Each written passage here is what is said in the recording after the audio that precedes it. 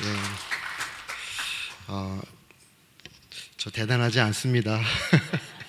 대단하면 큰일 납니다. 대가리가 단단하면 목회하기 힘들잖아요. 참 우리 목사님 참 너무 귀한 목사님이시고 대단하신 목사님이십니다.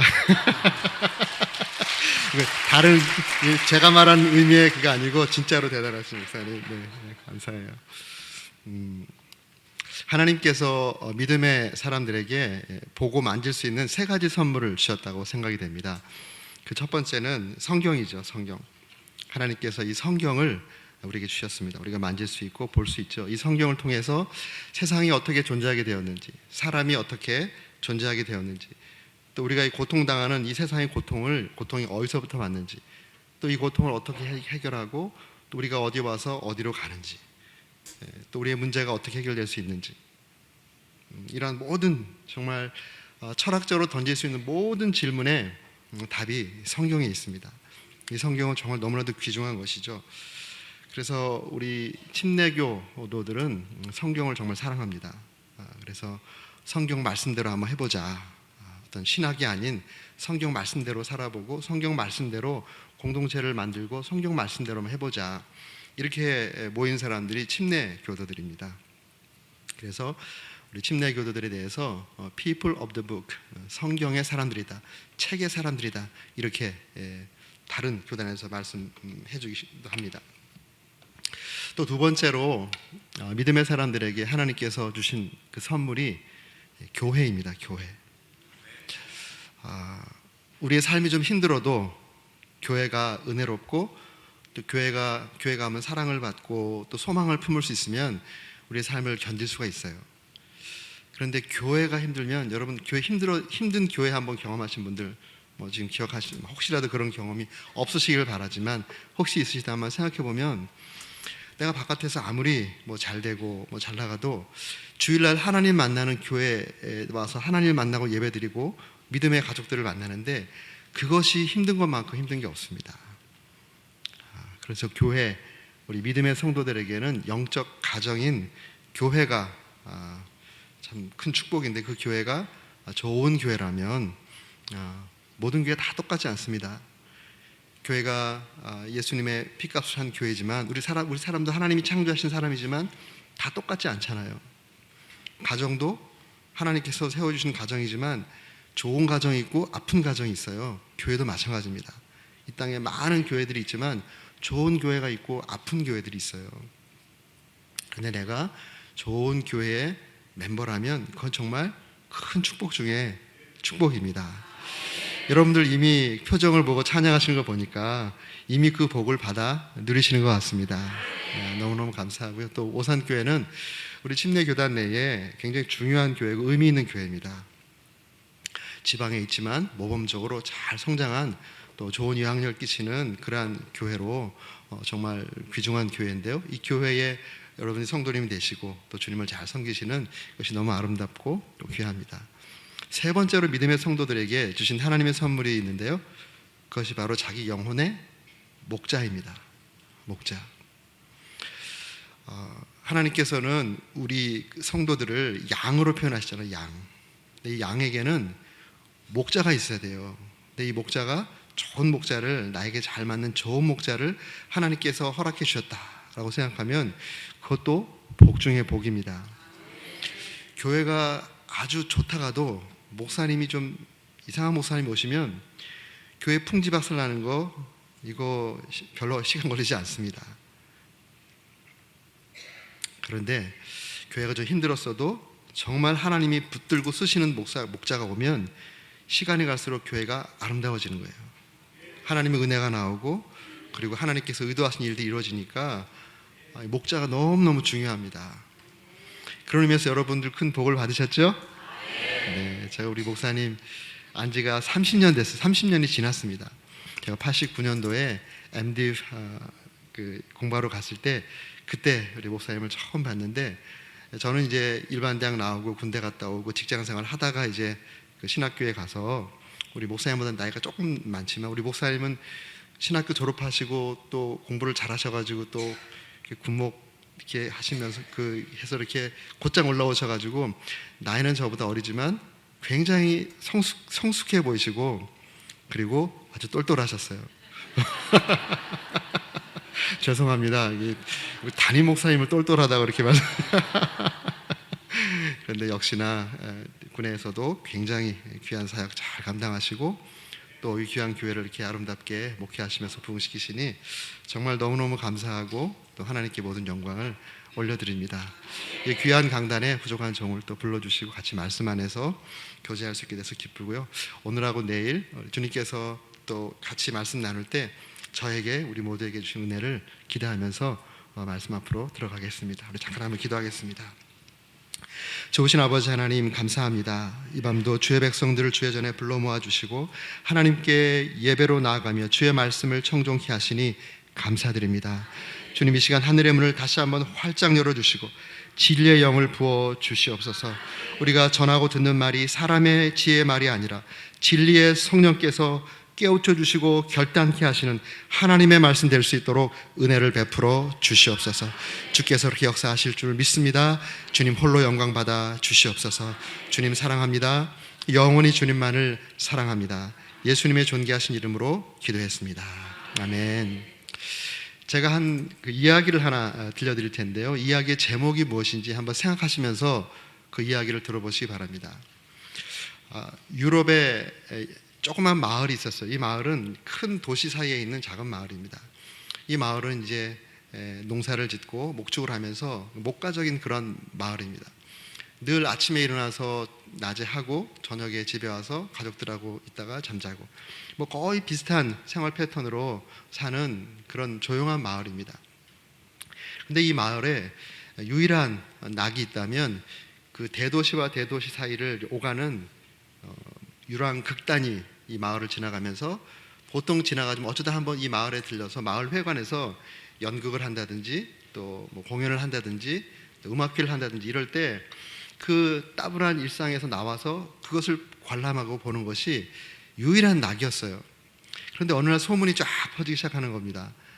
최첨단의 기법을 사용하는 연극단이 우리 마을을 들리게 됐다. 이 소문이 쫙 퍼지게 됐어요. 그러니까 사람들이 그날을 손꼽아 기다리는 겁니다. 무료한 일상에서 이제 우리도 대도시에서 또 새로운 기법으로 연기하는 그 연기를 좀 봤으면 좋겠다. 그러면서 이제 기다리고 있는데요.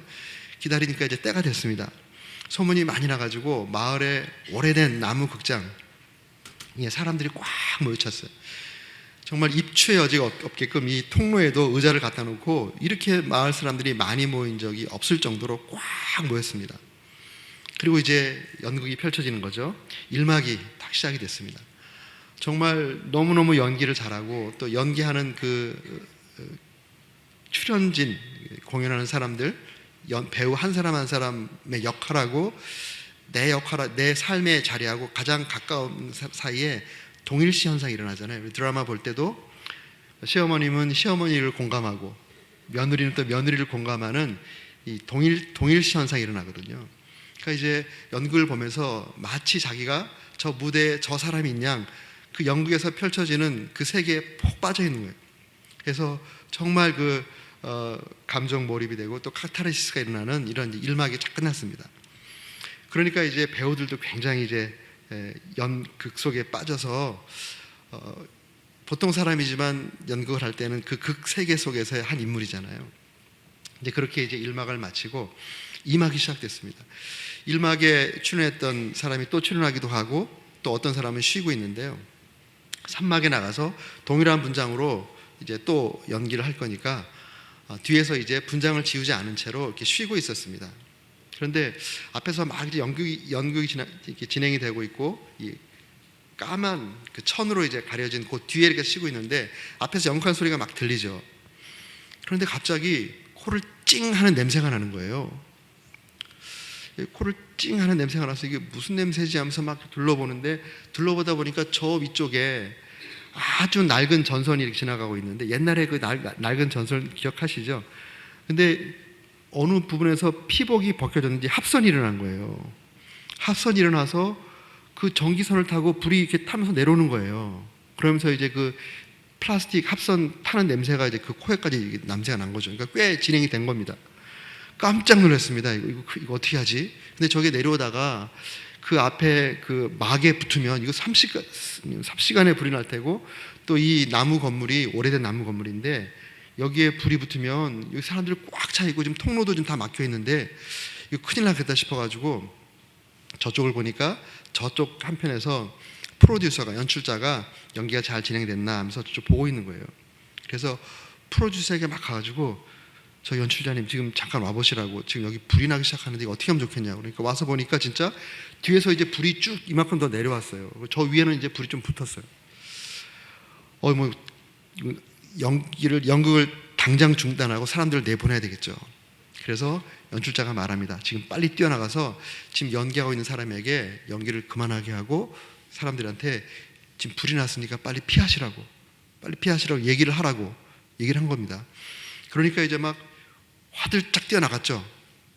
그런데 지금 연기를 하고 있는 사람들은 각본에 없던 일이 지금 벌어진 거잖아요. 갑자기 동료 배우가 막 상기된 얼굴로 뛰어나와가지고 귀에 대고 말하는 거예요. 지금 뒤에서 불이 나기 시작하니까 갑자기 말하면 또 사람들 막 우왕좌왕하니까 이게 자연스럽게 나가게 유도를 하라고.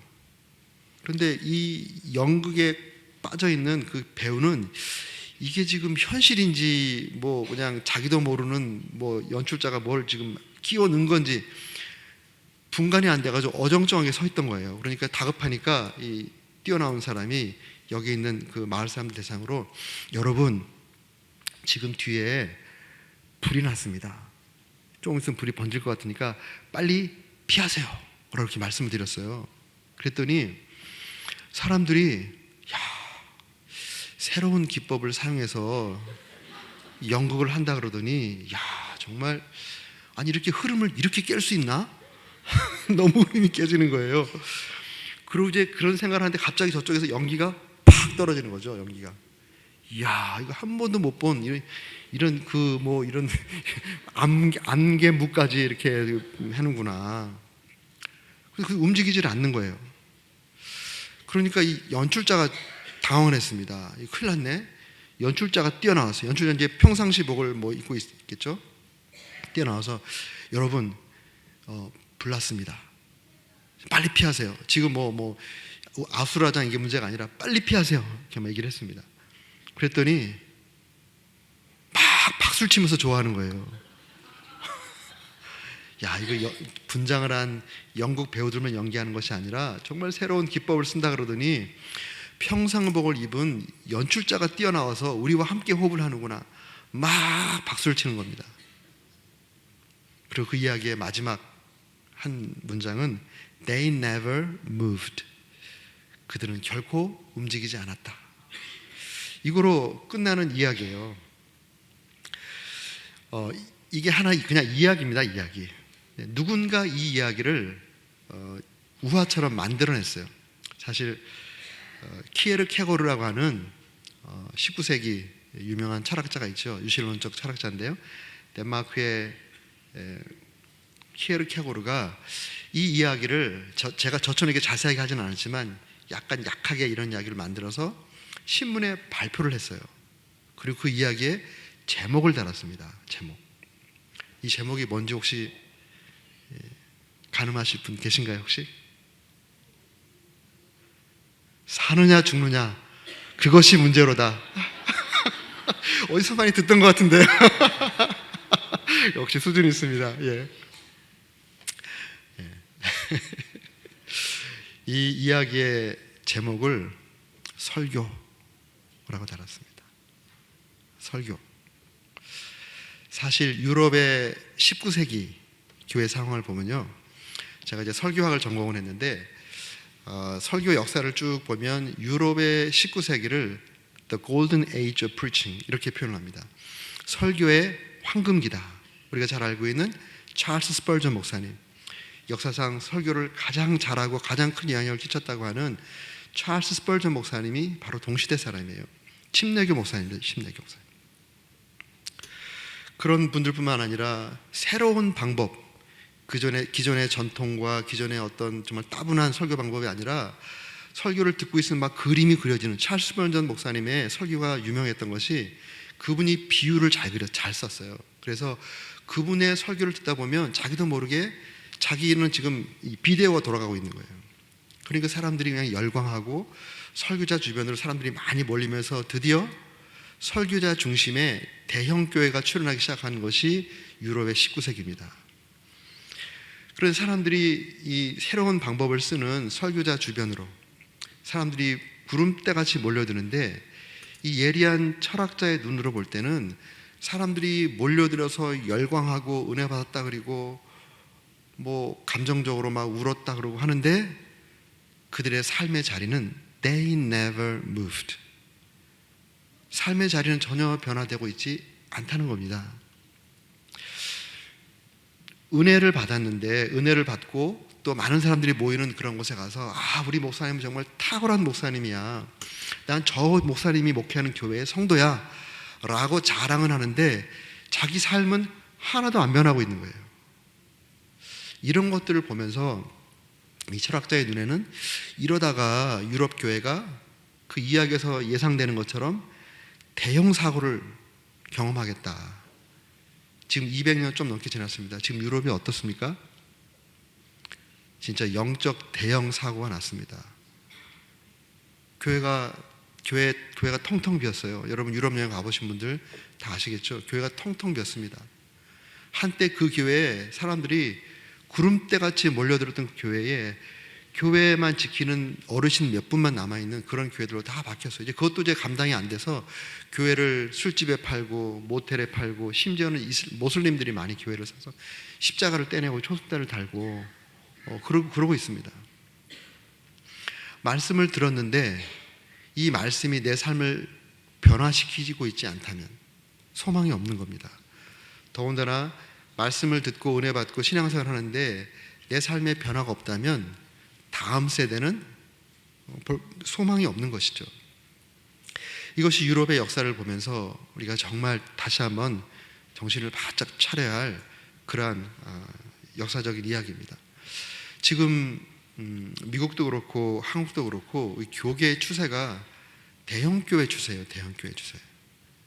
대형교회 설교를 좀 잘하는 그런 목사님, 또 어떤 시스템이 잘 갖춰진 교회로 사람들이 물밀듯 몰려갑니다. 저희가 대전에 있다 보니까 대전 늘사랑교회 연구단지 안에 있거든요. 저희 교회 성도님들이 성공을 하면 이제 벤처, 이제 연구단지니까 벤처를 많이 하시잖아요. 벤처에서 성공을 하면 다 서울권으로 가는 거예요. 저 수원, 광교 아니면 저 용인 이쪽으로 다 많이 가요. 왜냐하면 거기에 그 연구를 하는 인력들이 더 많은 거예요. 또 재정도 거기 있는 거예요. 그러니까 다 갑니다. 또 뭐 하다가 이제 망했어요. 잘 안 됐어요. 그러면 대전에 계속 계실까요? 또 다른 기회를 찾아서 서울권으로 가시는 거예요. 서울권으로 가면 제가 이제 떠나실 때 기도하면서 기도 많이 하고 하나님께서 인도하시는 공동체 믿음의 가정을 잘 찾아가십시오 이렇게 안내를 하고 또 소개도 하고 해요. 그런데 나중에 보면 다 큰 교회 가서 앉아 계시는 거예요. 다 큰 교회 가서 묻혀서 앉아 계시는 거예요. 이분이 우리 교회에 있을 때는 굉장히 열심히 했던 분이거든요. 굉장히 열심히 하고 뭐 무슨 위원장도 하고 막 이랬던 분들인데 큰 교회 가서 아무것도 안 하고 그냥 앉아 계십니다. 그리고 다른 사람이 헌신한 거에 그냥 묻어가는 거예요. 묻어가는 거예요. 그리고 말하기는 나는 어느 교회 다니다고, 어느 교회 성도라고. 교회 브랜드를 자기의 어떤 신앙 수준으로 딱 이렇게 옷 입고서 자기는 어느 교회 다니고 있다고 이러고 계세요. 제가 그래서 너무 가슴이 아프더라고요. 뭐 큰 교회가 다 그런 건 아니겠습니다만 전반적으로 그렇습니다. 설교를 잘하시고 또 교회 모든 것이 갖춰진 큰 교회로 모이는 그런 추세인데, 이 상태로 그냥 가다 보면 우리의 삶이 말씀을 통해서 우리의 삶이 바뀌지 않은 채로 그냥 남의 헌신에 묻어가는 그러한 무리 속에 들어가서 그냥 지내다 보면 이게 한 세대, 두 세대 가게 되면 우리 한국 교회가 유럽 교회처럼 되지 말라는 법이 어디 있겠어요? 미국 교회가 그렇게 되지 말라는 법이 어디 있겠습니까? 우리에게도 경종을 주는 이야기라고 생각합니다. 우리 목사님 또 기도하신 우리 안수 집사님 기도하셨나요? 우리 기도하실 때 하나님 말씀에 대한 그런 간절한 마음으로 기도하신 것 정말 감사합니다. 우리가 살 수 있는 길은 말씀밖에 없습니다. 하나님께서 하신 그 말씀을 붙잡고 그 말씀을 믿음으로 받고 또 믿음으로 받았다면 그 말씀이 요구하는 대로 그 말씀을 내 몸으로 성육신하는 것, 성육화하는 것, 말씀이 육신이 되는 것. 우리 예수님이 말씀이 육신이 되어 이 땅에 오셨잖아요. 우리가 그 말씀을 들었을 때 그 말씀이 머리에서만 머물어서 내 머리만 커지는 것이 아니라 이 말씀이 내 손과 발을 움직여서 말씀이 성육화되는 것, 말씀이 풀어져 나가 실제적으로 말씀의 역사가 일어나는 것, 이것이 굉장히 중요한 시대를 맞고 있습니다. 어쩌면 이것은 기본 중에 기본이죠. 그런데 문제가 어려우면 어려울수록 기본으로 푸는 겁니다. 지금 우리 한국 교회는 또 우리 프로그램이 부족해서 뭐가 부족해가지고 지금 위기를 맞는 것이 아닙니다. 말씀으로 돌아가고 복음으로 돌아가고 예수님께로 돌아가는 기본으로 돌아갈 때 지금 혹시 어느 문제가 있다 그러면 그 문제를 풀 수 있는 키를 거머쥐게 되는 것이죠. 올해 표가 너무너무 좋더라고요. 우리 목사님 이제 저를 이제 말씀하시면서 올해 보라 내가 새 일을 행하리라. 우리 교회도 보라 새 일을 행하리라는 이 말씀의 감동에 제가 순종했을 때 우리 교회가 많이 뒤집어졌거든요. 2007년도 11월 달에 있었던 사건입니다. 이것은 내일 오시는 분들에게 말씀해 드리겠습니다. 이 말씀으로 저희 교회가 정말 뒤집어졌어요. 새 일을 향한다. 정말 새 일을 기대하고 한 해를 시작하시는데 새 일이 무엇으로 이루어지는가? 말씀으로 이루어지는 것입니다. 자, 이 주제를 놓고 이제 기도하면서 어떤 말씀을 전할까? 이제 기도하면서 우리 교회에 주님께 주실 말씀을 제가 받아야지 전할 거 아니에요. 제가 하고 싶은 거 말하는 데가 설교 강단이 아니잖아요. 주님께서 전하기 원하시는 말씀을 성경 말씀으로 감동받고 그 말씀을 전하는 것이 설교자 역할이기 때문에 이 주제를 받아들고 제가 새벽기도 때 기도를 했어요. 근데 두 단어가 생각이 납니다. 이 새 일이 이루어지기 위해서는 결국 말씀으로 새 일이 이루어지는 거다. 그리고 두 번째 말씀, 제가 그 제목으로 주었던 하나님의 성령으로, 하나님의 말씀으로, 하나님의 성령으로 새 일은 이루어지는 거다. 이런 이제 제 생각 속에 이제 그런 감동을 주셔서 이제 제가 이 본문을 주셨는데요. 데살로니가 교회가 오늘 본문입니다. 데살로니가 교회가 어떤 교회냐면 굉장히 아주 건강하고 영향력 있는 교회예요. 저희 교회 표가 건강한 교회, 영향력 있는 교회가 저희 교회 표예요. 근데 이 표도 제가 생각해가지고 이거 하면 좋겠다, 팬시하다 이래가지고 한 것이 아니고요. 성경 말씀 묵상하는 가운데 주님의 주신 감동을 따라 만든 거거든요. 근데 그 본문이 데살로니가 전서 1장입니다. 여기 보면 아주 건강한 교회 모습이 나와요. 여기 3절에 보면 너희의 믿음의 역사와 사랑의 수고와 우리 주 예수 그리스도에 대한 소망의 인내를 우리 하나님 앞에서 끊임없이 기억하느니. 바울이 데살로니가 교회를 생각할 때마다 하나님께 감사하면서 기도한 그 이유가 그들의 믿음의 역사, 사랑의 수고, 소망의 인내를 하나님 앞에서 기억하면서 감사했다는 것이에요. 우리 기독교의 3대 덕목이 믿음, 소망, 사랑이잖아요. 이 믿음, 소망, 사랑이 고스란히 이 공동체 안에 담겨져 있는 거예요.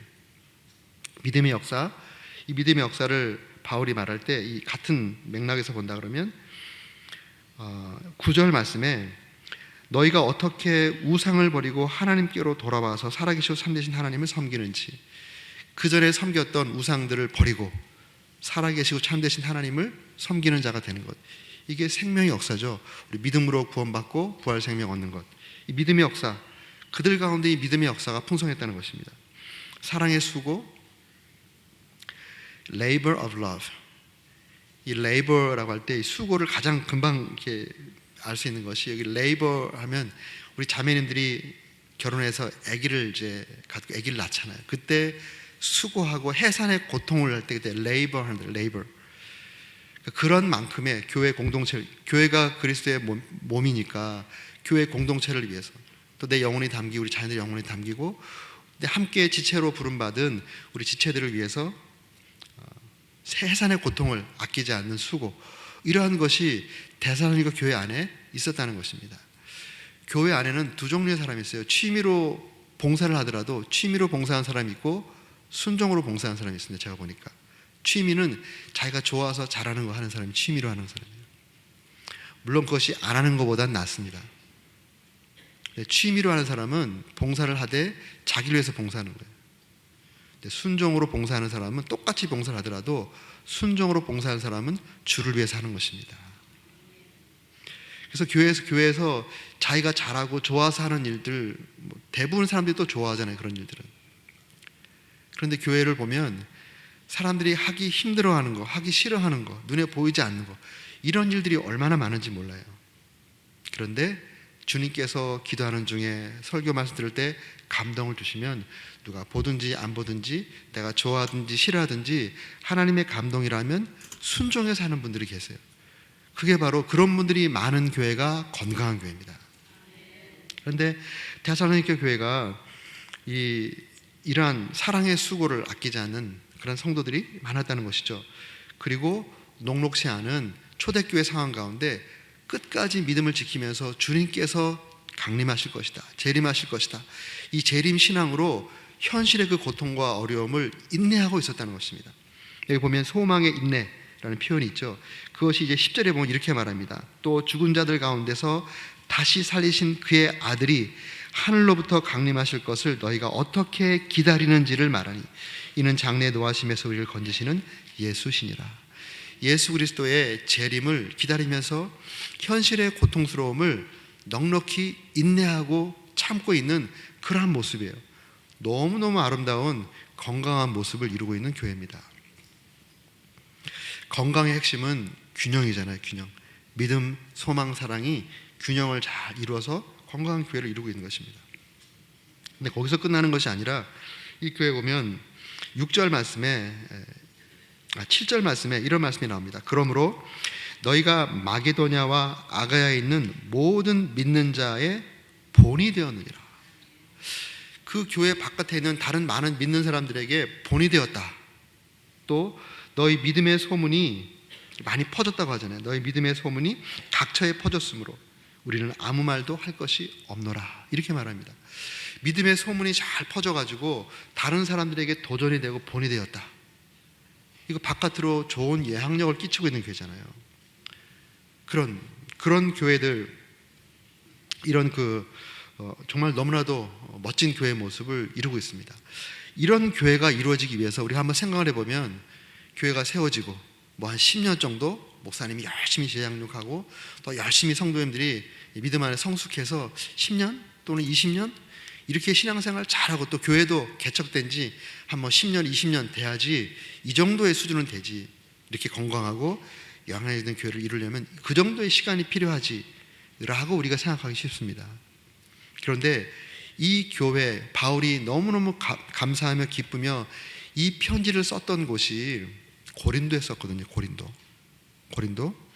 2차 선교여행을 할 때 고린도에서 1년 6개월을 머물렀잖아요. 그때 고린도에서 이 편지를 쓴 거예요. 다시 거꾸로 이렇게 백해보면 고린도에 가기 전에 아테네에서 복음을 전하다가 고린도로 갔죠. 아테네에서 복음을 전하기 전에 저 마게도냐 북쪽에서 내려왔으니까 마게도냐 북쪽에 베레아라는 지역에 잠깐 들렸다가 베레아로 가기 전에 어디에서 왔죠? 데살로니가에서 왔습니다. 데살로니가. 사도행전 17장에 보면 사도 바울이 사도행전 16장에서 원래 소아시아만 전도하기로 생각하고 왔는데 들어와 그 지역에 가니까 예수의 영 성령께서 그들의 발걸음을 막으시는 거예요. 사실 사도행전 13장에 보면 안디옥 교회가 그들을 안수해서 파송하잖아요. 파송할 때 성령께서 그 교회에 감동을 주시죠. 그래서 그 감동을 순종하기 어려웠지만 하나님의 뜻이니까, 성령의 말씀이니까 어렵게 금식하고 기도하면서 안수해서 보냈습니다. 근데 13장 4절에 보면 뭐라고 말씀하냐면 성경이 이렇게 말합니다. 그들이 성령의 보내심을 받아. 이렇게 기록되어 있어요. 그러니까 교회가 성령의 감동을 받고 성령에 순종했을 때 그 사건은 바로 성령께서 하신 일이 되는 것입니다. 하나님이 하신 일이 되는 것이죠. 바로 그 성령께서 그들을 안디옥 교회를 통해서 파송하셨는데 1차 선교를 마치고 두 번째도 마찬가지죠. 성의 기록은 안 돼 있지만 돌아와서 보고하고 힘을 얻고 다시 또 안디옥 교회에 파송을 받아서 지금 이 아시아 마이너 그 소아시아를 지금 전도하고 있는데 바로 동일한 성령께서 길을 막으시는 거예요. 여러분, 하나님께서 어느 길을 막으실 때는 하나님의 다른 생각이 있는 거예요. 내가 기도했는데 하나님께서 허락을 안 하셔요. 그러면 여러분 이렇게 생각하세요. 더 좋은 플랜이 있으시구나. 여기하고는 좀 상관이 없는데 제가 간증을 하나 하고 싶으네요. 우리 교회에 어느 집사님이 계시는데요. 이분이 저기 대전에 있다 보니까 통계청이 있어요. 통계청도 있고 관세청이 있습니다. 관세청. 근데 이분이 이제 3급에서 2급으로 올라가면 이제 고위공직자가 되는 거잖아요. 근데 이제 이분이 정말 뭐 탁월한 분이에요. 일도 잘하시고 또 미국에서 학위도 받아오시고 뭐 영어도 잘하시고 전문 지식도 탁월한데 이제 2급이 돼야 되는 그런 이제 순번이 된 겁니다. 그런데 자기가 보기에 자기보다 못하다고 생각하는 동기나 후배들이 승진을 하는 거예요. 공무원은 제때 승진 못하면 이제 옷을 벗어야 되잖아요. 그러니까 본인이 막 안달이 나가지고 막 기도 제목 내고 저한테 기도 제목 내고 목사님 기도 좀 해서 이번에 승진 케이스가 있는데 꼭 기도해 주세요. 기도를 했는데 또 떨어지신 거예요. 그럴 때 정말 목사님 정말 굉장히 목회자는 굉장히 난감합니다. 그래서 어떻게 해야 되나. 이분이 또 막 기도했는데 하나님이 안 들어주시고 그러니까 막 실망을 하셨어요. 그런데 이제 좀 민감한 정권이 바뀌고 막 그전에 막 소용돌이가 있었잖아요. 그러면서 그 분야의 고위공직자들이 다 날아가 버린 거예요. 다 날아가 버린 거예요. 그러니까 자리가 확 비었잖아요.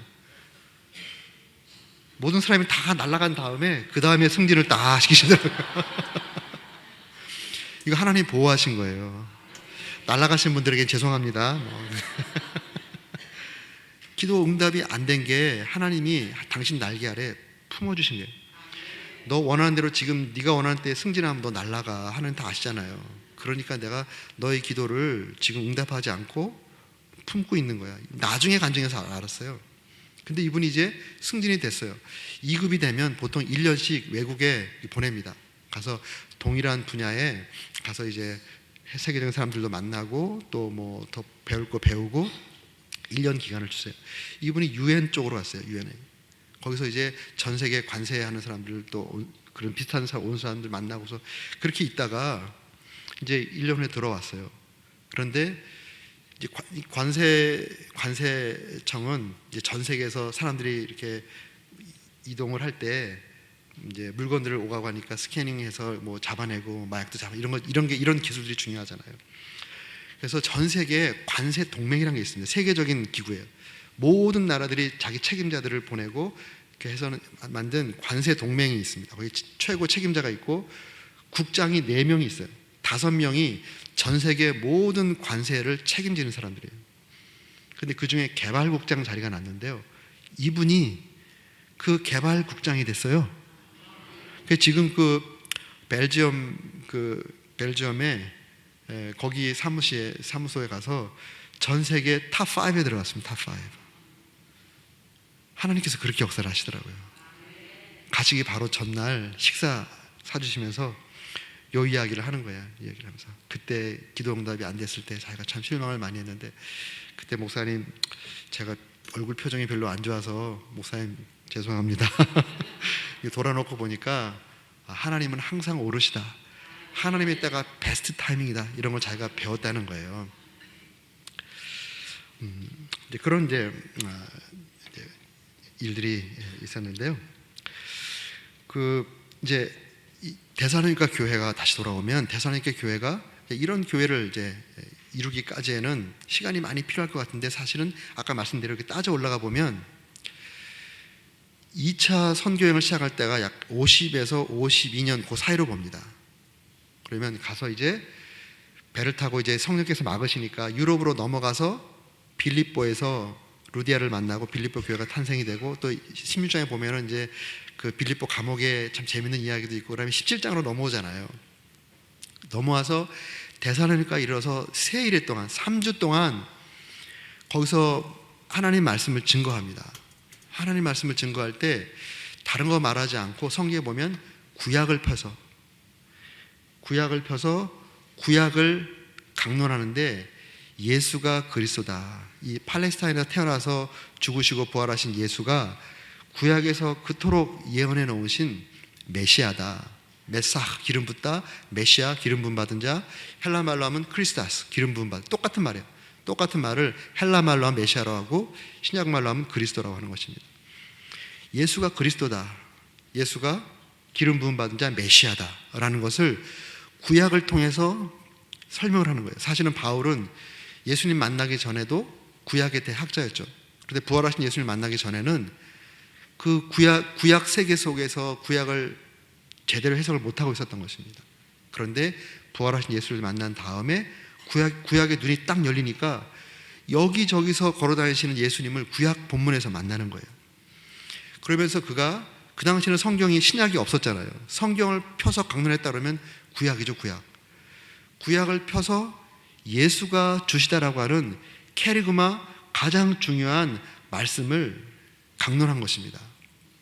그 말씀을 이제 강론했을 때 그때 사도행전 17장에 보면 이런 표현이 있습니다. 뜻을 풀어 그리스도가 해를 받고 죽은 자 가운데서 다시 살아날 것을 증언하고 이르되 내가 너에게 전하는 이 예수가 곧 그리스도라. 아까 말씀드린 이 예수가 메시아다, 그리스도다라고 했죠. 그렇게 말하니까 4절에 그 중에 어떤 사람 곧 경건한 헬라인의 큰 무리와 적지 않은 귀부인도 권함을 받고 바울과 실라를 따르나. 그 사람들이 이제 적지 않은 무리가 복음을 받아들이면서 데살로니가 교회가 탄생한 것입니다. 그런데 적지 않은 무리가 따르나로 끝나잖아요.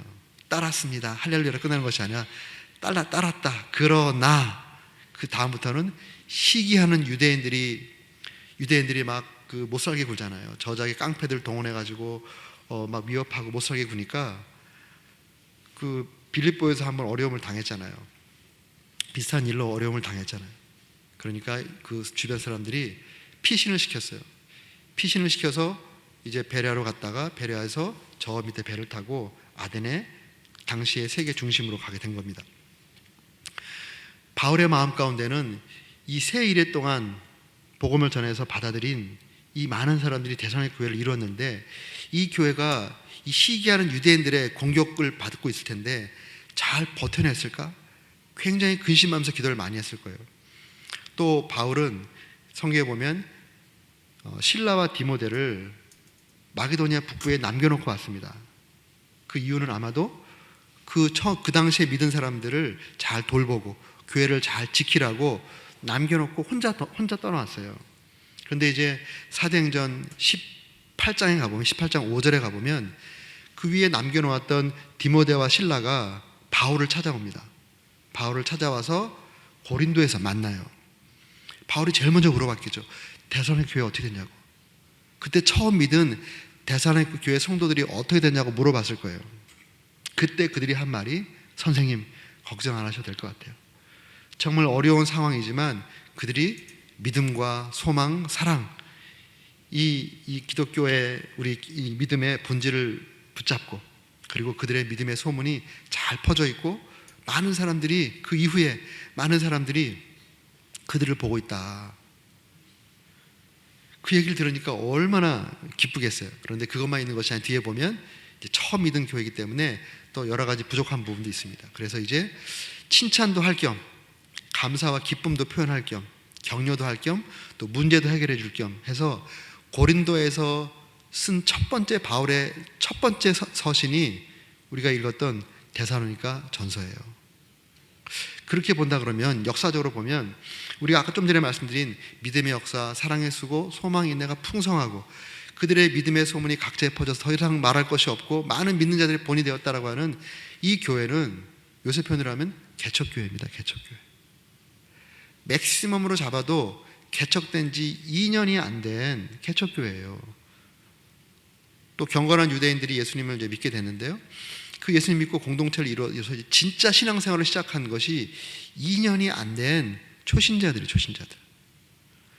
초신자들 개척된 지 얼마 안 된 교회가 좀 전에 설명드린 이렇게 건강한 모습, 이렇게 영향력 있는 모습을 이루고 있는 어떤 이유가 있을 거 아닙니까? 이유가. 어떻게 이런 일이 일어날 수 있었을까? 그 이유를 아까 우리 함께 읽으신 데살로니가전서 2장 13절에서 볼 수 있는 것입니다. 그들이 그렇게 될 수 있었던 그 힘은 어디에 있었는가? 그러므로 우리가 하나님께 끊임없이 감사함은 너희가 우리에게 들은 바 하나님의 말씀을 받을 때에 사람의 말로 받지 아니하고 하나님의 말씀으로 받음이니 진실로 그러하도다. 이 말씀이 또한 너희 믿는 자 가운데서 에네르게오, 역사했다, 능력으로 역사했다. 여기 역사했다는 헬라 말로 에네르게오, 에네르게오에서 에너지라는 단어가 나왔잖아요. 능력. 이렇게 만들게 된 이 능력이 바로 이 말씀, 또 이 말씀을 하나님 말씀으로 믿음으로 받아서 받은 사람, 그런 사람들 가운데 하나님 말씀이 역사해서 이렇게 되었다라고 우리에게 가르쳐 주는 것입니다. 그래서 이 데살로니가 교회 이야기를 보면 우리가 초신자가 정말 이 성숙한 성도가 되는 그 길은 말씀이구나. 새로운 역사가 일어나는 것도 말씀이 역사구나 라는 것을 우리가 생각할 수 있습니다. 이 말씀의 역사로 새로운 역사가 일어나기 위해서는 양쪽이 잘해야 됩니다. 양쪽이. 말씀을 전하는 자가 잘 전해야 되는 거죠. 또 말씀을 듣는 분이 잘 들어야 되는 겁니다. 먼저 바울의 입장에서 말씀이 전하는 자가 잘해야 된다. 이게 굉장히 중요합니다. 여기 이제 목사님도 계시고 또 뭐 전사님도 계시고 또 부목사님도 계실 텐데요. 말씀을 전하는 자들이 잘 전해야 되는 거예요. 성경 본문 읽어놓고 딴소리 웃기는 소리 한참 이거 하나님 말씀이라고 하는 거, 이거 정말 저는 가슴 아픈 일입니다. 당장은 깔깔깔대고 웃고 스트레스 풀릴지 몰라도 성경 말씀에서 나오지 않은 말씀은 개인의 개그예요. 개그. 설교자는 이 단에 섰을 때 자기의 지식을 자랑하는 것도 아니고 자기의 말솜씨를 자랑하는 것도 아닙니다. 설교자의 단에 선 것은 그리스도의 입으로 주님께서 당신의 몸과 당신의 백성들에게 하고 싶은 말을 전달하는 자예요. 그래서 저는 설교를 retelling이라는 개념을 가지고 있습니다. 되말하다. 주님께서 하신 말씀을 듣고 그리고 그 말씀을 다시 가감없이 전달하는 자가 설교자라는 것이죠. 제가 미국에서 이제 공부하면서 유학생 교회를 섬겼는데요. 미국 교회를 빌려가지고 저희가 이제 예배를 드리고 했습니다. 조그만 방에서 예배를 드렸는데 어쩌다가 이제 본당에서 예배 드릴 때가 있어요. 근데 본당에 제가 딱 서면 여기에다가 브론즈 플러그라고 하는데요. 이게 뭐죠? 우리 팻말을 이렇게 조금 뭘 달아놨어요. 이렇게 구리같이 해가지고 이렇게 잘 보이게. 거기서는 안 보이지만 이 단에 딱 서는 사람은 제일 먼저 이렇게 딱 보이는 거예요. 이게 뭐냐면 우리는 예수님을 보고 싶습니다. 우리는 예수님의 말씀을 듣고 싶습니다. 성도들의 바람을 여기 적어놨어요. 우리가 이 교회에 와서 예배드리고 있는 것은 어떤 사람의 어떤 한 사람의 지식을 배우기 위해서, 지식을 배우려면 도서관에서 가고 대학교 가면 더 좋은 지식 많이 배우잖아요. 우리가 이 자리에 와서 하나님께 예배드리고 또 말씀 앞에 서 있는 것은 고넬료의 고백처럼 하나님이 당신에게 주신 말씀을 듣고자 우리가 모였다. 이러한 마음으로 모여 있는 것을 이걸로 이렇게 표현을 해놓더라고요. 이 설교자는 칼뱅이 그 말을 했는데요. 설교자는 그리스도의 입이다. The mouth of Christ. 그리스도의 입이다. 그리스도의 입의 역할을 한 설교자가 그리스도가 말하지 않은 다른 거 뭐 아무리 얘기해도 무슨 소용이 있겠어요. 거기에 성령께서 역사하시겠어요. 말이 좀 어눌하고 부족해도 성경에 있는 말씀을 그대로 퍼올려서 그대로 가감없이 설교하는 그런 설교자가 중요하다는 것입니다. 참 제가 너무 감사한 것은 우리 다른 교단에 오신 분도 계시겠지만 훌륭한 다른 교단 목사님들 많이 계신데요. 아까 말씀드렸던 것처럼 우리 침례교회의 특징 중에 하나가 성경 본문에 있는 것을 설교하도록 신학교에서 굉장히 교육을 많이 받습니다. 제가 이제 설교학 신학을 공부하고 설교학으로 이제 박사학위도 받고 또 설교학으로 지금 신학교에서 강의도 하고 있는데요. 제가 첫 번째 설교학 강의할 전사님들 앞에 설교학 강의할 때 제가 첫 번째 하는 얘기가 있어요. 여러분이 위대한 설교자가 되고자 하는 허황된 꿈을 버리라고 합니다. 위대한 설교자가 되고 싶어하는 허황된 꿈을 버리고 설교학을 배우라고. 설교자가 위대하게 되는 게 뭐가 중요합니까? 하나님 말씀이 위대하게 되는 것이 더 중요한 것입니다. 아니, 오히려 설교자는 쭉으로 들어야 돼요. He may increase, I may decrease. 그는 흥해야 되겠고 나는 쇠야 되는 게 설교자가 가져야 할 태도입니다. 그래서 이 설교를 통해서 정말 그리스도의 말씀이 드러나고 그리스도가 더 분명히 보이고 십자가의 피냄새가 나고 부활의 그 영광이 느껴지는 것, 이것이 중요한 것이지 설교자가 저분 설교 진짜 잘하신다, 대단한 분이다, 이게 무슨 의미가 있냐 이거죠. 그런 의미에서 정말 우리 목사님 말씀 연구하고 또 말씀에 있는 거 어떨 때는 이 말씀 그대로 설교하기 위해서는 목회자가 담력이 있어야 할 때가 있어요. 왜냐하면 성도들이 듣기 싫은 말씀도 많거든요. 성도 눈치를 보는 사람은 그 말씀을 잘 못 전해요. 가감 없이 못 전해요. 그런데 여기서는 설교자는 성도님들의 눈치를 봐서는 안 됩니다. 성도님들의 필요를 우리가 잘 파악해야 되지만 그것보다 더 중요한 필요가 있는 거예요. 그게 누구의 필요죠? 예수님의 필요입니다. 성도님들의 필요가 다 정당한 것이 아닙니다. 여러분들의 요구가 어떤 부분은 정당할지 모르지만 어떤 부분은 죄성에서 나온 요구도 있어요. 그런데 예수님의 요구는 항상 옳습니다. 그래서 예수님의 요구를 가감없이 설교하면 설교하는 설교자가 필요한 거예요. 이러한 시대일수록. 그리고 성도님들이 그것을 저 목사님의 개인 의견, 나를 까는 의견 이렇게 안 받고 하나님 말씀으로 받으면 살아나는 것입니다. 내 요구가 잘못됐구나, 내 니드가 지금 잘못됐구나, 주님이 이걸 원하시면 내가 이걸 원해야지, 주님이 원하시는 거 상관없이 내가 이걸 붙잡고 있는 거, 이거는 내가 잘못됐다라는 것을 이러한 용감한 설교자가 있는 그 강단에서만 깨달을 수 있는 겁니다. 그런 의미에서 바울이 데살로니가 교회의 말씀을 전할 때 바울이 구약의 대학자로 구약이 무슨 파 어쩌고 얼마나 할 말이 많겠어요? 그런데 그는 구약에 그렇게 많은 공부를 했지만 자기가 만난 부활하신 예수 그리스도, 그 예수 그리스도를 통해서 다시 다시 알아지게 된 그 구약의 본문들을 통해서 예수님을 증언했어요. 여기 증언했다는 말이 굉장히 중요해요. 증언했다는 말은 자기가 그 현장에 있었다는 겁니다. 증언자로 선다는 거, witness, 증언자로 선다는 것은 상상으로 증언할 수 없죠. 그러니 위증이죠. 그 사건의 현장에 있었기 때문에 그 사건에서 이런 일이 일어났다라고 자기 목숨을 걸고 말하는 자가 증언자예요. 그래서 증언자, 이거의 다른 표현이 순교자라는 뜻이 있는 거예요. 자기 목숨을 걸고 자기가 경험한 걸 그대로 말하는 사람이 순교자예요. witness. 바울이 자기가 구약을 머리로 공부했지만 부활하신 예수님을 만났어요.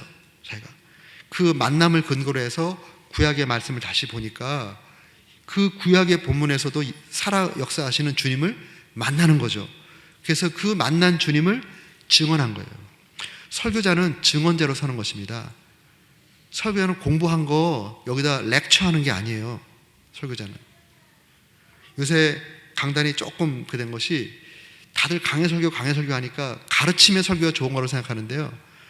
가르침의 요소가 설교는 들어있습니다. 그런데 설교는 계시입니다. 계시.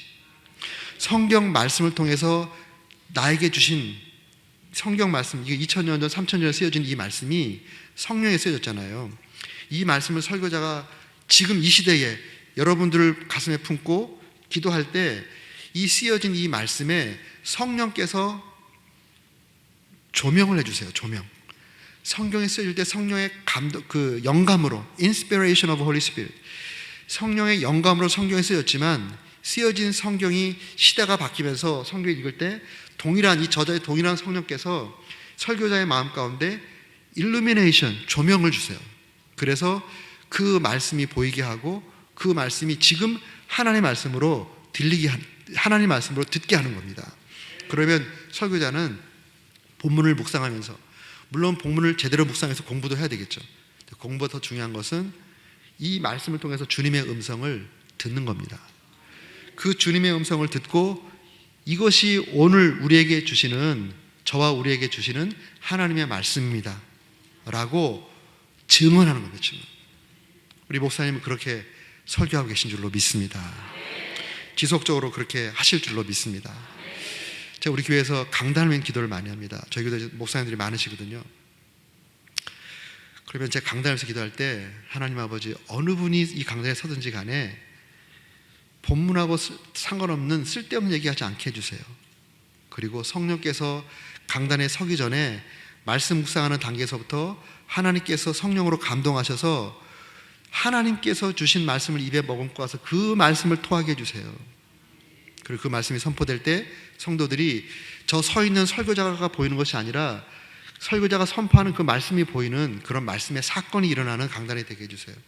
그런 기도를 매일 합니다. 매일. 이제 목사님 입장에서, 설교자 입장에서는 이제 그렇게 설교를 해야 할 것이고, 또 이제 그 말씀이 또 말씀이 되기 위해서는 설교자가 아무리 그렇게 설교해도 믿음의 여기 회중들이, 말씀을 받는 하나님 백성들이 사람의 말로 받아버리면 역사가 안 나타나는 거예요. 사람의 말로 받아들이면 역사가 안 나타나는 거예요. 데살로니가 교회 역사가 나타났던 그 이유는 우리에게 들은 바 하나님의 말씀을 받을 때 이 바울 역시도 자기가 전하는 말이 하나님의 말씀이라는 확신이 있었던 거예요. 자기의 말이 아니라, 왜냐하면 구약을 강론하면서 자기가 구약을 보면서 강론할 때 자기가 구약을 통해서 경험했던 것을 증언한다면 이것은 내 말이기 이전에 하나님 말씀이다라고 하는 바울 자신의 확신이 있었기 때문에 이 말을 하는 것입니다. 우리에게 들은 바 하나님의 말씀을 받을 때에 사람의 말로 받지 아니하고 하나님의 말씀으로 받음이니 진실로 그러하도다. 그것이 맞다, 옳다. It is true. 이렇게 말씀하는 거죠. 그래서 말씀을 이렇게 듣는 분들이 이 말씀이 역사가 되어서 우리 삶 가운데 새로운 그 신앙의 역사가 쓰여지기 위해서는 말씀을 잘 받아야 됩니다. 하나님 말씀으로 받아야 되는 거예요. 최소한 분별을 하셔야 되겠죠. 저 말씀이 성경에서 퍼올린 말씀인지, 성령께서 감동으로 주신 말씀인지 우리 성도님들 잘 분별해야 돼요. 그래서 아무 설교나 듣는 거 아닙니다. 나에게 가장 중요한 설교는 내 영혼의 목자로 세우신 담임 목사님이에요. 쓸데없이 요새 다른 목자, 다른 공동체에 주신 말씀 그거 쓸데없이 들으면서 은혜 받았다 그리고 자기 교회에서 목사님 설교하고 비교하고, 이거 어리석은 것 중에 어리석은 거예요. 그 말씀은 나에게 주는 것이 아니라 그 공동체, 그 목사님 통해서 그 공동체 주신 것이지 나한테 준 것이 아니라고요. 나에게 임하신 하나님 말씀은 내 영혼의 목자 대신 내 영혼의 목자를 통해서 성령의 감동으로 우리 공동체 주신 말씀을 내 공동체의 한 사람으로 내가 받는 거예요. 그런 태도가 너무너무 중요합니다. 그래서 그 하나님 말씀으로 받아야 되는 것이죠. 사람의 말이 아닌 하나님 말씀으로 분별을 잘 하셔서 저것이 본문에서 나온 말씀이다. 성령의 감동을 주신 말씀이다. 저 말씀이 내 심령 골수를 찔러 쪼개서 내가 너무 마음이 피가 철철하고 아프더라도 디펜스하지 않고 막지 않고 하나님께서 나로 하여금 새로워지라고 목사님을 통해서 저 하기 힘드신 말씀을 하게 하시는구나 라고 믿고 하나님 말씀으로 받는 거예요. 하나님 말씀을. 이 말씀이 또한 너희 믿는 자 가운데서 역사하느니라. 이 말씀에는 믿음으로 말씀을 받되, 믿음은 믿음을 다른 말로 하면 순종입니다. 믿어 순종케 하려고. 믿어 순종케 하려고. 로마서의 처음과 마지막이 믿어 순종케 하려고. 믿어 순종케 하려고. 믿음으로 받았다라고 하는 것은 순종했다는 것입니다. 달리 말하면 순종하지 않았다는 것은 믿음으로 받지 않았다는 거예요. 제가 예를 하나 들어보겠습니다. 제가 여기 올 때 사실 제가 폭탄 하나 갖고 왔어요. 폭탄. 5분 있으면 터집니다. 그러면 만약에 이 말을 진짜로 믿었다면 빨리 지금 이 자리를 피해야 되잖아요. 근데 안 믿어지니까 이제 계속 계시는 거잖아요. 믿음과 행동은 그래서 별개가 아닙니다. 진짜 폭탄이 있다고 믿었으면 지금 행동이 나오는 거예요. 그런 것처럼 말씀을 믿었다, 믿음으로 받았다라고 하는 것은 그게 지적으로 동의했다 이게 아닙니다. 믿음으로 말씀을 받는다는 것은 지적으로 동의했다. 물론 지적인 동의나 성령의 진리 대신 성령께 도와주셔서 내가 동의하고 아멘이 되는 거 그것도 중요합니다. 근데 그건 시작. 믿음의 시작입니다. 아멘으로 동의가 됐다면 이제 그 말씀을 가지고 삶의 현장에 가서 말씀해 주신 감동대로 삶으로 옮기는 겁니다. 삶으로 순종하는 겁니다. 행하는 겁니다. 그럴 때 하나님의 말씀의 역사가 드러나는 것이죠. 요새는 사람들이 너무 지적인 동의가 은혜 받은 거고 또 믿음이라고 생각하는 분들이 너무너무 많아요. 그 시간이 보면 이 말씀을 몸에 입지 않고 순종하지 않았기 때문에 영적으로 보면 다리는 완전히 세 다리. 머리는 그냥 다리 부러질 정도로 어마어마한 머리를 가지고 계셔요. 이렇게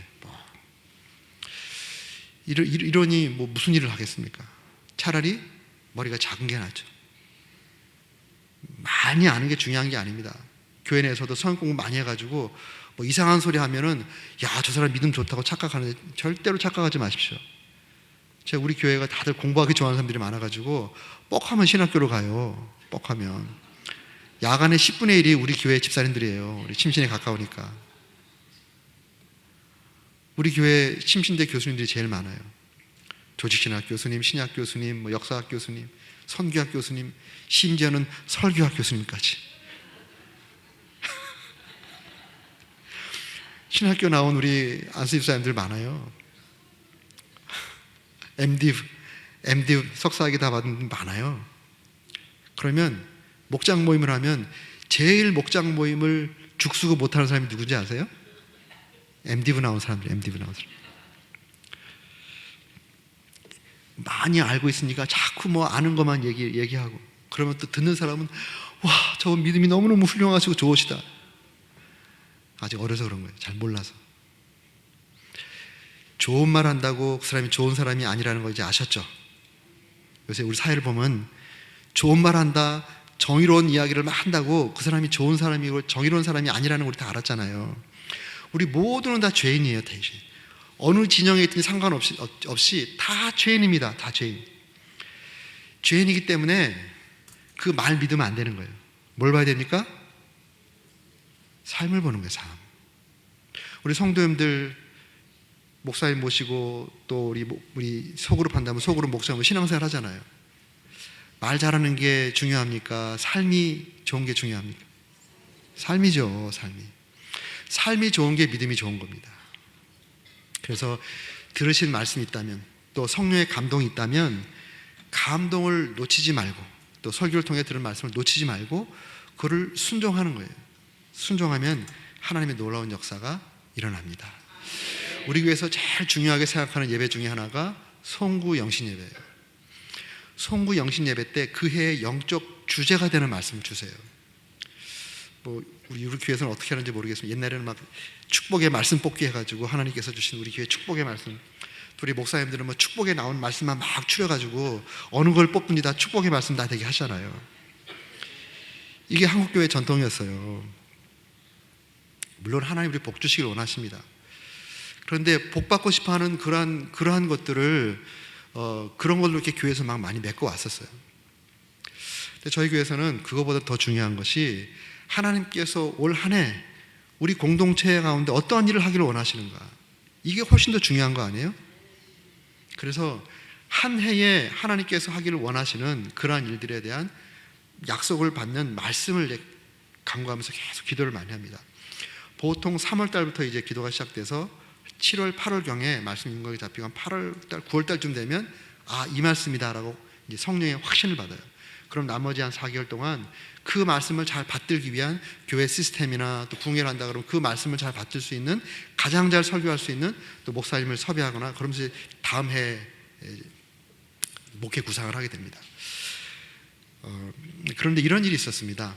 2003년이었습니다. 2003년 시편 말씀을 이제 받게 됐어요. 시편 81편에 보면 내 입을 크게 열라 내가 채우리라 할 수 있잖아요. 입을 크게 열라는 것이 그 아기 새가 엄마가 모이를 물어오면 그 모이를 받아먹겠다 입을 쫙 벌리잖아요. 그때 그 클로즈업에 보면은 이 새끼 새가 입을 벌릴 때 이 안에 핏발이 섭니다. 핏발이 입이 찢어져라고 핏발이 설 정도로 이게 막 벌리면서 막 이렇게 받아 먹잖아요. 그래서 이렇게 말씀드렸습니다. 올 한 해 하나님께서 이 약속의 말씀을 주셨는데 우리가 믿음의 입을 크게 벌려보자고. 그래서 신앙생활에도 목표를 지금까지 이렇게 신앙생활 했다면 올 한 해는 좀 더 큰 목표를 세워보고 신앙생활을 하시자고. 그리고 사업하시는 분들, 진학을 꿈꾸는 분들, 연구하시는 분들 한 해에 목표를 보통 세우잖아요. 연초에 목표를 세울 때 하나님께서 올 한 해는 입을 크게 벌리라고 했으니까 우리 좀 입을 크게 벌리자고. 그래서 이제 그렇게 말씀 나눴어요. 그러니까 이제 저희는 이렇게 합니다. 송구영실 때 이 말씀을 이제 선포하고 한 해를 이 약속을 붙잡고 순종하면서 이제 사는 거예요. 그리고 12월 마지막 주는 송년주일이잖아요. 송년주일에는 찬양과 감사 예배를 드려요. 그 말씀이 내 삶 가운데 어떻게 하나님께서 일하셨나를 간증하는 8명이 간증을 합니다. 설교 10분 하고 8명이 4명씩 저희 이제 2번 예배 큰 거 드리니까요. 4분씩 간증하면서 하나님께서 이렇게 역사하셨습니다. 그러면서 간증 끝날 때마다 하나님을 찬양하는, 하나님 높이는 감사와 찬양 드리고 하나님께 영광을 드리면서 우리 가운데 말씀을 역사하신 하나님을 찬양하면서 이제 한 해를 마무리하고 또 송구영집에서 새해 말씀 받고 이렇게 가는데, 그게 이제 마지막에 간증할 때 제가 이제 많이 들었어요. 어떤 학생은 자기는 아무리 공부를 열심히 해도 충남 대전이니까 충남대학교 정도 갈 수준인데 자기가 그 말씀을 듣고 그럼 나도 충남대학교 너머에 그러한 그 목표를 세워봐야 되겠다. 그러면서 이화여자대학교를 목표로 세웠대요. 갔을까요? 안 갔을까요? 갔습니다. 들어갔으니까 간증을 했죠. 예. 뭐 여러분들이 그렇게 이제 다 간증을 해서 정말 삶 가운데 하나님께서 예비하시는 놀라운 은혜를 누렸어요. 그런데 이제 교회 사역을 하다 보니까 이제 교회 신년 계획을 짜잖아요. 계획을 짜고 또 성장 목표도 세우고 또 재정 목표도 세우잖아요. 그것이 예산이 되지 않습니까? 그런데 다른 부분에서는 다 적용을 했어요. 저희는 예산을 2월 말에 세웁니다. 3월 첫째 주부터 이제 회기가 시작돼요. 그러니까 연초에 선포되는 말씀을 듣고 그 말씀에 준해서 이 재정도 할당을 하는 거예요. 그렇게 그 말씀을 받들기 위한 재정이 되는 거죠. 그래서 이제 3월 1일부터 시작이 됩니다. 근데 예산을 짜는데 이제 재정부장님이 그러시는 거예요. 목사님, 그 교회는 좀 보수적으로 하는 게 좋습니다. 하나님이 내 입을 크게 열라 하셨지만 우리 교회가 제가 간지 이제 한 3년쯤 됐을 때예요. 그때가 우리 예산이 6억 5천 됐을 때입니다. 6억 5천. 그러니까 이제 제가 처음 갔을 때 4억이었는데 그래도 많이 큰 거 성장한 거죠. 그래서 교회가 이렇게 성장해 가는데 너무 이렇게 많이 해놓으면 이제 예산을 짜놓으면 지출이 심하다가 부족하게 되면 교회가 큰 어려움을 당할 수 있습니다. 그러니까 보수적으로 짜자는 거예요. 그래서 한 5, 6%씩 이렇게 좀 해서 한 6% 정도 이렇게 해서 예산을 짜면 어떻겠냐 그러시는 거예요. 그래도 선포된 말씀이 있는데 이 말씀에 준해서 좀 그릇을 좀 크게 하면 어떻겠냐고. 그러니까 목사님 그래도 교회는 좀 보수적으로 해야 된다고. 그러니까 제가 간 지가 얼마 안 되고 그때 제가 37살부터 담임 목회를 시작했으니까 40 넘었을 때 뭐 안수 집사님들이 그러면 집사님들이 그러면 제가 뭐 그럼 그렇게 하시죠. 이럴 수밖에 없잖아요. 그렇게 했습니다. 다른 부분들은 다 그 말씀에 따라 뭐 출석이니 뭐 다 이렇게 사역이니 다 계획을 짰는데 재정만 그렇게 짠 거예요. 그런데 한 6월 달쯤 되나? 6월 달쯤 됐는데 재정부장이 저를 찾아오셨어요. 목사님, 한 번도 그런 적이 없는데 목사님, 어느 분이 이름도 잘 모르겠는데 11조를 하셨는데 2천만 원 했습니다. 11조를 2천만 원 했다는 거예요. 그래서 저도 보니까 누군지 모르겠어요. 이름 모르는 분이에요. 그러세요? 정말 감사한 일이네요. 그래서 이분이 아마 1년, 2년 정도 교회를 못 찾고 이렇게 헤매시다가 이제 우리 교회 오셔가지고 그동안 밀린 11조를 하셨나 봅니다. 그렇게 하고 이제 들어갔습니다. 다음 달에도 2천만 원 하시는 거예요. 그 다음 달에도 2천만 원 하시는 거예요. 그 다음 달에도 2천만 원 하시는 거예요. 보세요. 지금 우리 재정이 6억 5천인데 한 사람이 거의 지금 8천만 원을 한 거잖아요. 그러니까 재정 목표를 10월 달쯤 되니까 달성돼 버린 거예요. 그리고 이 성도들이 막 늘어나니까 추가 경정을 했는데 재정을 늘리는 추가 경정을 했어요. 보통 많은 경우에 줄이는 추가 경정 늘려서 추가 경정을 했어요. 그 다음 달에 또 그분이 2천만 원 하는 거예요. 1억을 한 거예요. 1억. 11월 달, 12월 달 됐잖아요. 이제 저분이 하셨나 보다라고 제가 이제 파악이 될 때쯤 됐는데 바람과 함께 사라지셨어요.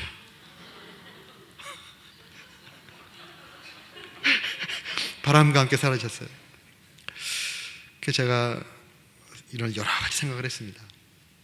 기도하는데 제 마음에 들어지는 거는 이런 생각이 들더라고요. 우리 교회가 믿음의 그릇이 아직 준비가 안 됐구나. 하나님께서는 내 입을 크게 열라 말씀하시고 크게 연 것만큼 채워줄 계획을 세우고 계셨는데 우리가 믿음의 그릇이 준비가 안 된 거예요. 그러니까 하나님도 노력을 많이 하셨죠. 예?